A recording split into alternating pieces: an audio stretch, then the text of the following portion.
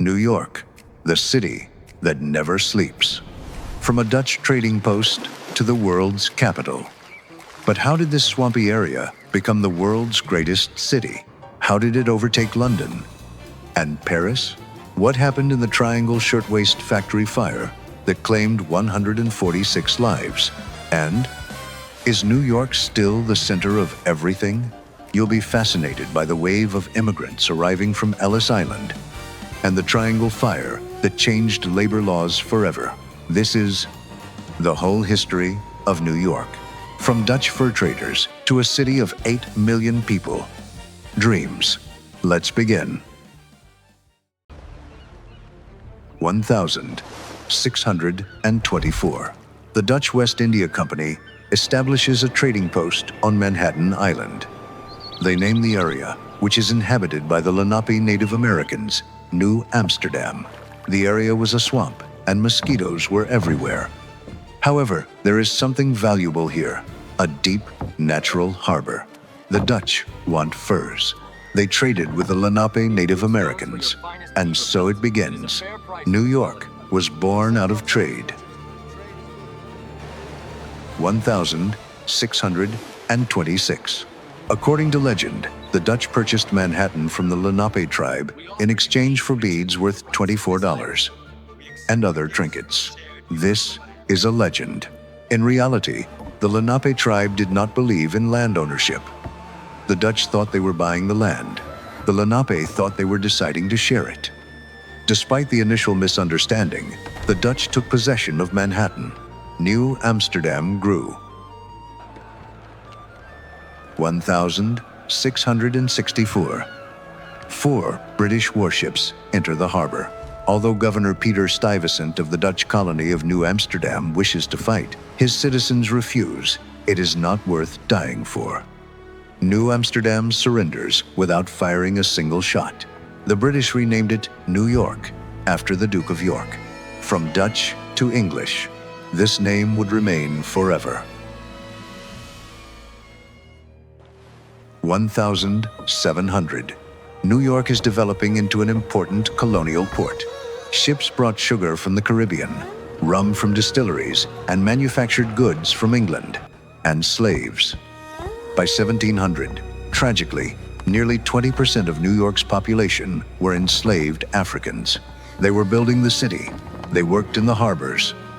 Evidence of their presence can be found at every stage of New York's development. 1776. The American Revolution begins. New York is divided. The Loyalists support the British. The Patriots demand independence. Throughout the 7-Year War, the British Army occupies New York City. Washington lost the Battle of Long Island. The city became a British stronghold. Thousands of American prisoners died on prison ships in the harbor. 25. November 1783. The British finally depart. George Washington enters New York City triumphantly. For decades, this was New York's biggest celebration, even bigger than 4 July. Washington took office as the first president right here in 1789. New York is the capital of the United States for a year. Then, the capital moved to Philadelphia. New York was free and ready to grow. 1825. The Erie Canal opens. It connects the Great Lakes to the Hudson River and New York Harbor. Suddenly, all goods from the Midwest were passing through New York. Chicago's wheat, Detroit's goods, everything arrived at New York's harbors. The city grows uncontrollably. It surpasses Philadelphia, the capital, in terms of population and trade. This marks the beginning of New York's rise. The 1840s. The first major wave of migration begins. Germans fled political turmoil. The Irish fled the potato famine. Although thousands arrived, they were poor, desperate, and unwelcome. No Irish's signs appear. Gangs form and neighborhoods become divided.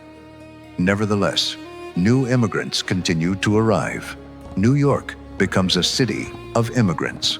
Ellis Island has not even opened yet. This is only the beginning.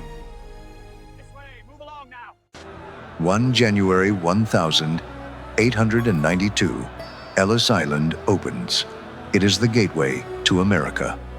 Every day, immigrant ships arrive here, bringing thousands of immigrants, Italians, Jews, Poles, Russians, and Greeks. They undergo processing, inspection, and questioning on the island. Some are turned away. Between 1892 and 1954, 12 million immigrants entered America via Ellis Island. New York becomes the most cosmopolitan city in the world. 1900, the Lower East Side. It is becoming the most densely populated place on Earth. Families are crammed into rental flats and small rooms. There are no windows or ventilation, and 10 or 12 people are living in a single flat. Diseases spread easily in these conditions: cholera, tuberculosis, and typhoid. Children work in factories. Although this is very cruel, they believe it is better than the place they left behind.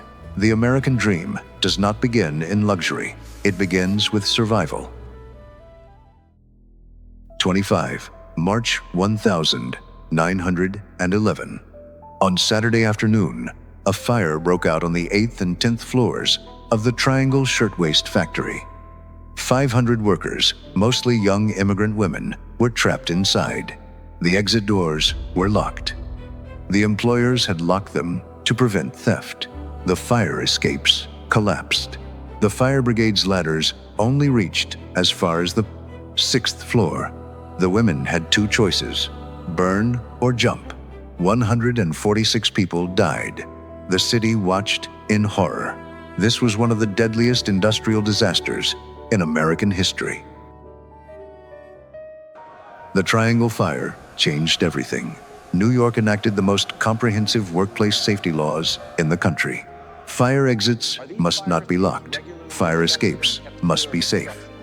Factory inspections became mandatory. Francis Perkins, who witnessed the fire, later became FDR's Secretary of Labor and created the New Deal. The Triangle Fire claimed the lives of 146 workers.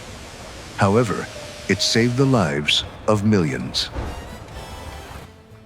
The 1920s, the Roaring Twenties. New York enters the skyscraper race. Every developer wanted to build the tallest building. First came the Woolworth Building, standing at 792 feet. Then came the Chrysler Building, standing at 1,046 feet. It's a competition of ego and engineering. With steel skeletons and Art Deco designs, the skyline changes and stretches into the New York sky. The city is literally experiencing an explosion of growth. There's jazz, speakeasies, and wealth. But dark and difficult days are approaching on the horizon. 1931. The Great Depression devastates America, and its people face great hardship. However, New York completed construction of its tallest building during this period, the Empire State Building, standing at 1,454 feet. 1,454 feet, 102 floors. It was the world's tallest building and was constructed in just 13 months.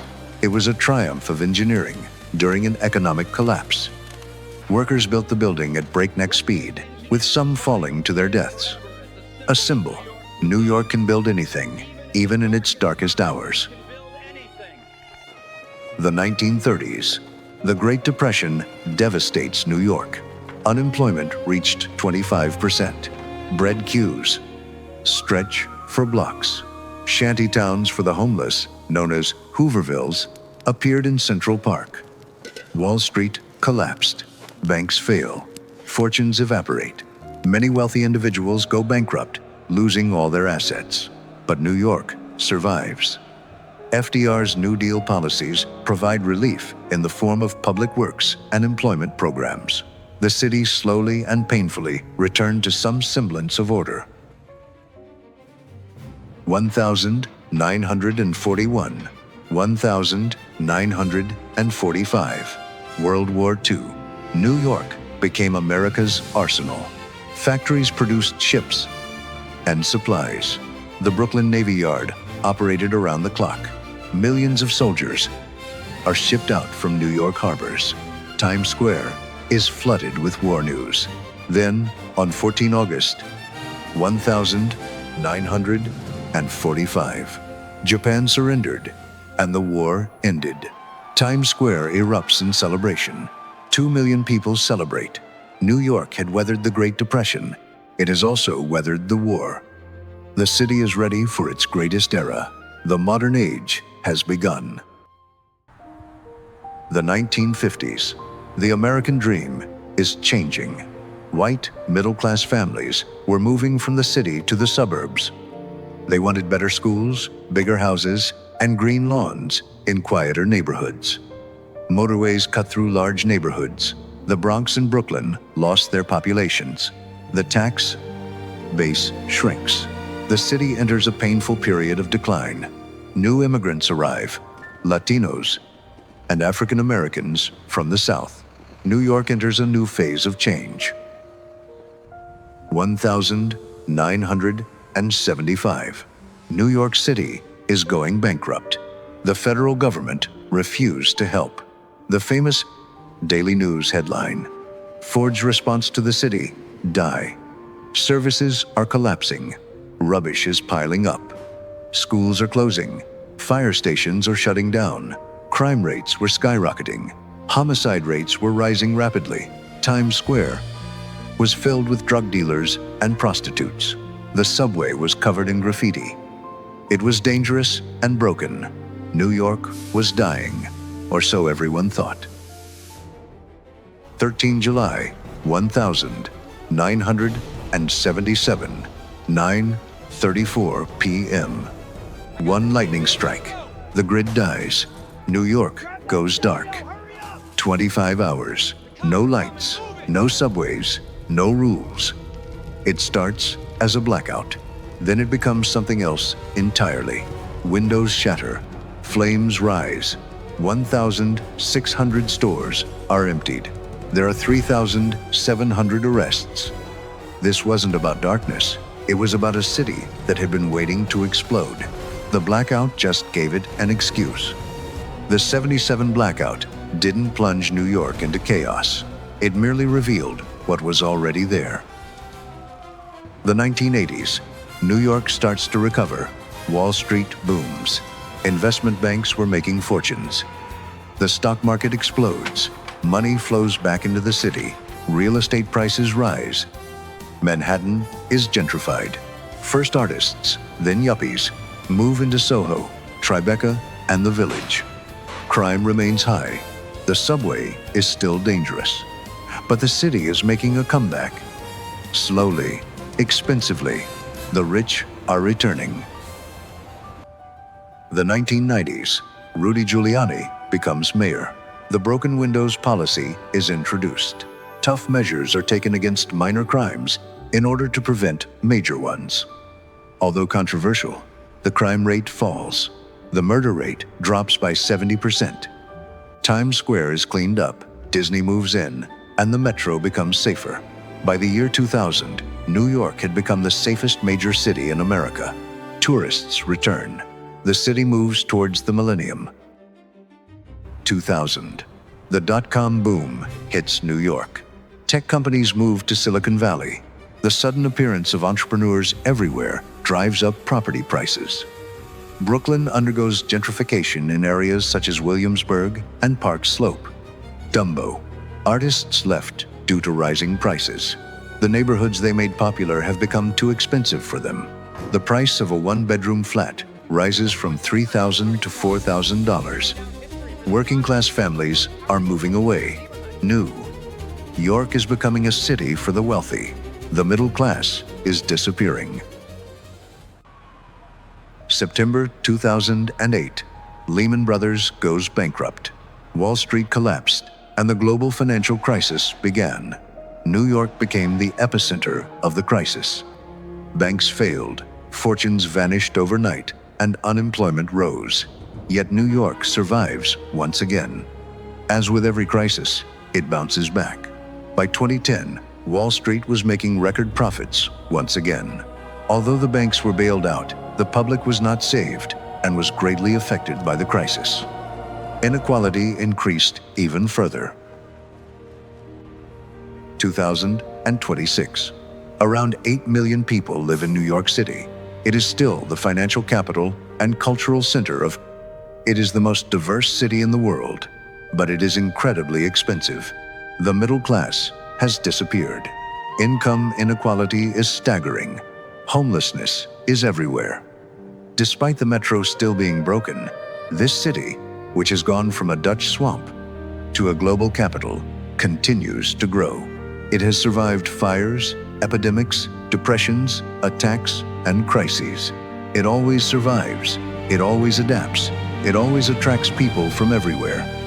That is what makes New York, New York, the city that never sleeps, the city that never stops, the world's capital.